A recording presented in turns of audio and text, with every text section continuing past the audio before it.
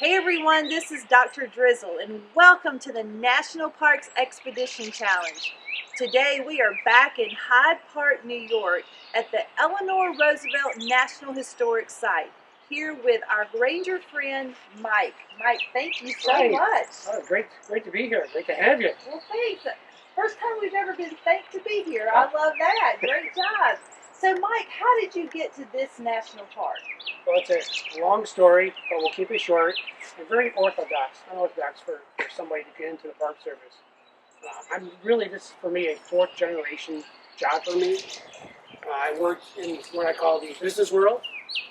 I am a history person since I was 5, but by age 37 I wasn't happy with what I was doing, complaining to my wife who said go back to school. So at age 37 I went back to get my bachelor's degree. At age 40 got my degree. Then I got my master's degree in the Civil War at age 43. But by then I was down here as a seasonal. So it took me about 7 years from the time to be an intern and 5 years as a seasonal to come here to this site here and really talk about a wonderful woman here at Baltimore. Very cool. So you said that you loved this place. So tell us about where we are, the history behind it, and why you like it so much. Well, for me, Valkill is beautiful. But it really gives the story of the woman that changed the world. Harry Truman called her the First Lady of the World. But that's when she became very relevant in the Universal Declaration of Human Rights, the United Nations. But this is where Eleanor emerged as a person. And the story really isn't her initially here at the property. 1911, Franklin Roosevelt, her husband, nowhere near being President of the United States at the time, buys the Tompkins and Bennett farms. Now the Roosevelts are using the property to kind of picnic next to a stream that was here at the time. But 1924 is where it changed.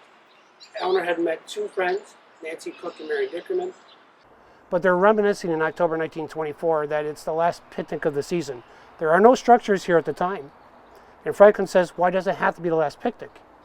I'll build you 3 ladies a shack here on the property to enjoy the property year-round. The shack is not this building. Okay. It is a building on the other side of this building called Stone Cottage. It opens up New Year's Day 1926 as a permanent residence for Nancy Cook and Mary Dickerman, with a room for Eleanor Roosevelt to get away from the main house at Springwood, 2.5 miles away. It's an idea where they come up with a furniture factory called Valkill Industries. Nancy Cook is designing 18th century reproduction colonial furniture to put local farmers to work, to give them some extra cash when the farming is bad. Eleanor, for her part, well, she's the financial backer. She's the spokesman for this business. It does so well, they need a factory. Up goes the factory. So by 1927, this is a factory, and Eleanor Roosevelt is still just living here part-time. In 1936, the business closes. It's the Great Depression. It doesn't matter what your name is. Businesses was bad. She converts the factory into her cottage. Believe it or not, at that age, in 1937, at the age of 53, it is the first home she ever owns independently. I think about that. That's unbelievable at age 53. She has a place to call her own. But it's just a part-time residence. Her husband dies in 1945. She tells a reporter in New York City the story is over. Says that she'll move in here on a full-time basis and kind of retire from public life. She's got a 17-year political career in front of her. Harry Truman tabs her for the UN, and this becomes home. It becomes an advocate for her civil rights, her women's rights, child labor laws. She works on Universal Declaration of Human Rights in this building. She'll entertain John F. Kennedy in this building, Winston Churchill, the King and Queen of England, and every one of them goes through this door. Eleanor Roosevelt called this the front door at the back side of the house. It was home. But more importantly, she said, this is the place that she emerged as a person. It was home. Tell us about the Universal Declaration.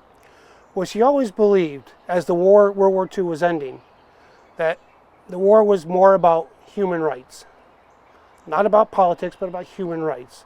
And that everybody had a right to the same opportunities. It didn't matter what country you're from, man or woman, or color, religion. They were basic human rights that everybody had. And so Harry Truman, the President of the United States at the time in 1946, appointed her on the commission at the UN and gave her a job that where maybe she would be the least trouble. And that was for the Commission of Human Rights. Boy, he had no idea what he got himself into when he appointed her on that commission. It became the dominant commission.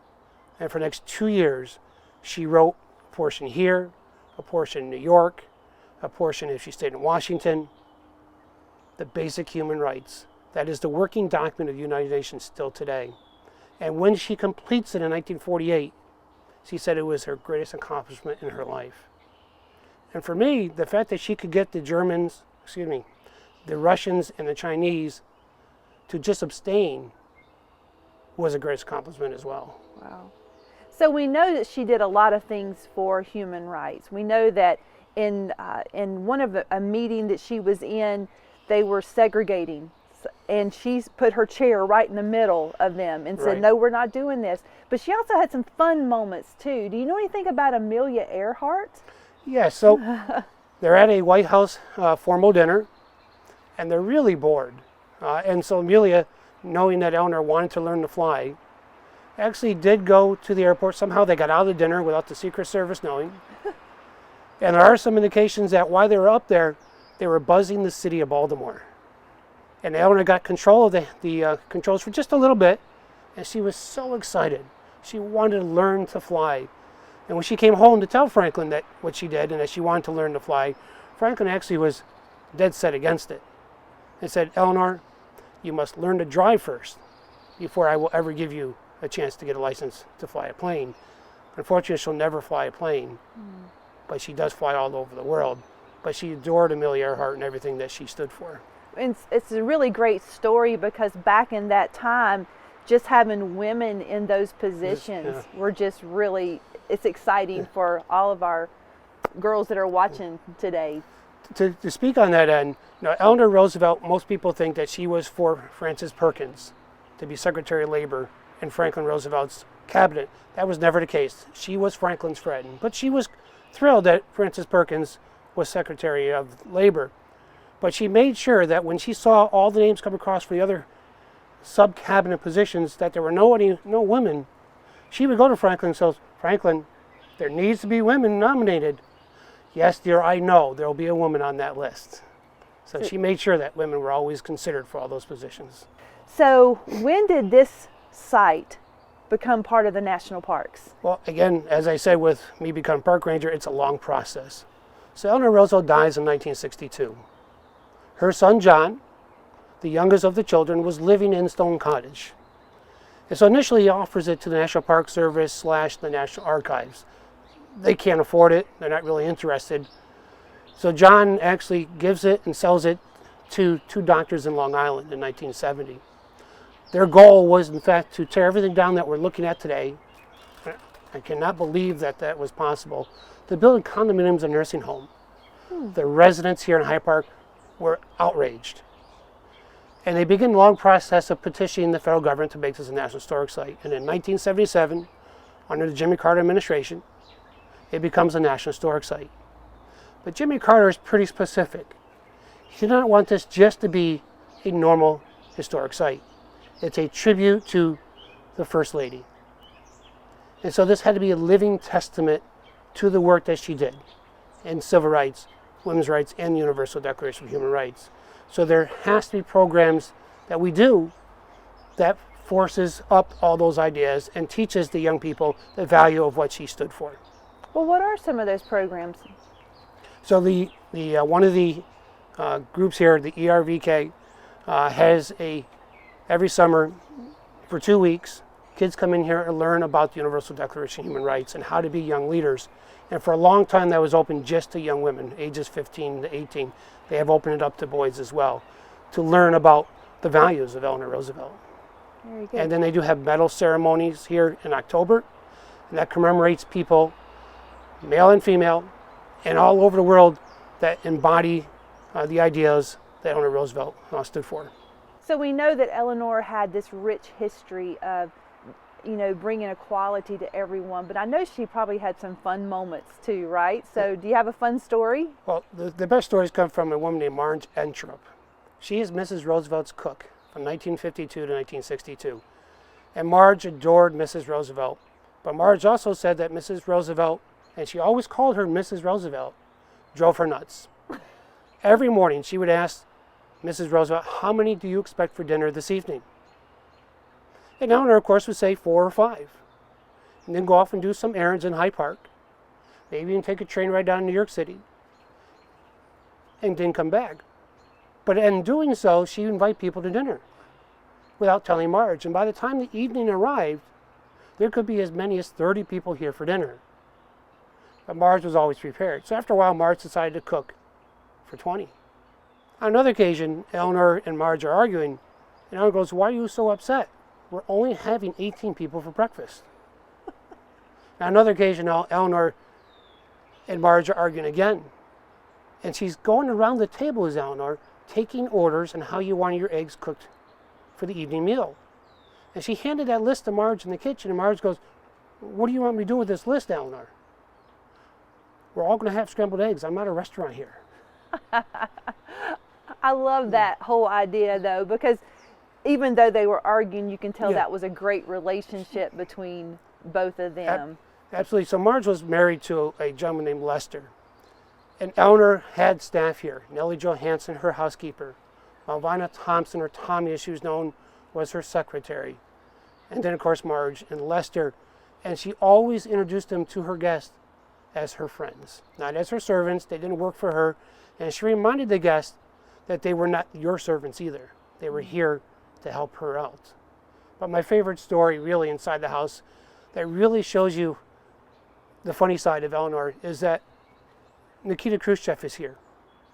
And he was supposed to be here for lunch, but he ran behind in New York City, but he was bent on getting up here to see Val kill. And he wanted to have some of Mrs. Roosevelt's famous biscuits. And so as he's going to the kitchen, he is offered a biscuit, and they're walking from the dining room into the living room, and Eleanor turns around and sees the Premier of Russia grabbing another biscuit and putting it in his pocket. It's a wonderful story. It just shows that the whole idea about this door. Just being a family almost. She always said that you walk through that door, you are family. I always tell everybody when I walk through this door, I'm at Grandma's house. Because that's how she made you feel. You were family. The moment you walk through that door, there is no social hierarchy in the house. You were family and you enjoyed it. Dinners were family style. You had picnics here. The best picnic was always in June. And that was and it gives a sense of what she believed in for the Wilkwick School for Delinquents from across the river in Ulster County. And she decided that besides the hot dogs and the corn that she's going to serve butter rolls. And she says, if I can serve the King and Queen of England butter rolls, what's good enough for the boys as well? So what was good for the King and Queen of England was just as good for young boys. So knowing what she did and how she lived her life for others brings us to our STEM challenge. So our STEM challenge is this. Eleanor Roosevelt was a trailblazer, an advocate for civil rights, and an agent of change. She helped to create the Universal Declaration of Human Rights, which remains one of her greatest legacies. In fact, Article 1 says that all human beings are born free and equal in dignity and rights. They are endowed with reason and conscience and should act towards one another in a spirit of brotherhood. So your task is to read the Declaration and choose one of those 30 articles to represent in an infographic. Your infographic is going to be a visual image that will represent what you learned in that article, and your work will be a tribute to the work of Eleanor Roosevelt and the United Nations and be a testimony about who you want to be. Well, I know that we have students out there that are history buffs, or maybe landscapers or restoration people. So if they had a chance to talk with you, which they do right now, what advice would you give them about maybe becoming a park ranger? Well, first, find what you love at a particular park near you an intern. I always say start off as an intern. At age 37, that's how I started as an intern. And then stick with it. Be persistent. It took me 7 years to become a permanent ranger and have good family support. My wife supported me very much in this process, but be persistent. And that's all I can really say is be persistent and really love what you do. That's great advice. And Mike truly means that, because I found out today that he has a 4-hour round trip commute to get to work every day. So that is real passion and dedication. Thank you so much for having us here today. Well, thank you for coming. I love seeing people here to learn about Mrs. Roosevelt. Well, your words today are going to go out to close to 1 million students that will be watching this over the next few years. So I'm hoping that they'll come in person when they can and get to visit as many parks as possible. Hopefully you inspire the next Mrs. Roosevelt. That would be great. Remember, when you work on your STEM challenge, to tag hashtag #NatParkChallenge, and you also want to tag Hyde Park, and we're running that across the screen right now, and me at Dacia92, so I can share with the park rangers here. Thanks so much for joining us today at the Eleanor Roosevelt National Historic Site at the Val-Kill College. This is Dr. Drizzle, out.